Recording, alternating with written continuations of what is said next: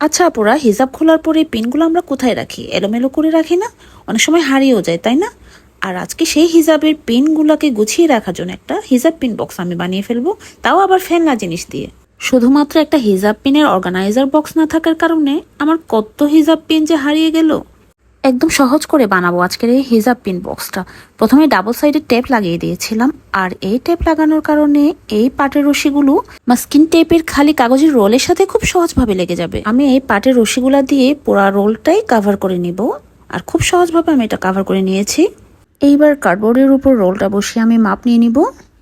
এখন সেই সার্কেল করে কেটে নেওয়া কার্ডবোর্ডটা সেই রোলের সাথে অ্যাড করে দিব হট গ্লু দিয়ে। এইবার সেই কার্ডবোর্ডটি পাটের রশি দিয়ে কাভার করে দিব। প্রথমে আমি হট গ্লু দিয়ে করেছিলাম, এরপর আমি ফেভিকল গ্লু লাগিয়ে তারপর পাটের রশিটা লাগিয়েছি।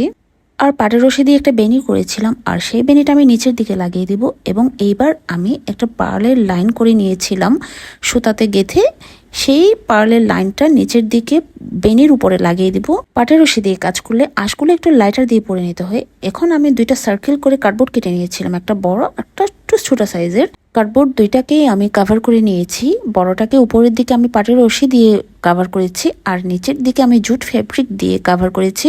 এভাবে আমি দুইটাই কাভার করে নিয়েছি। এরপর আমি একটার সাথে একটা জয়েন করে দিব হট গ্লু দিয়ে।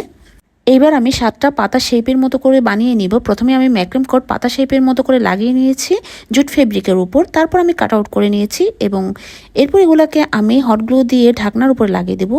উপরের দিকে একটা নব লাগিয়ে দিয়েছি হট গ্লু দিয়ে। এবার আমি একটা ফোম নিয়েছি এবং এটা আমার বাসায় পড়েছিল, আর এটা পাতলা ছিল, সেজন্য আমি 5টাকে 6টার মতো কেটে নিয়েছি এবং একটার সাথে একটা জয়েন করে দিয়েছি হট গ্লু দিয়ে।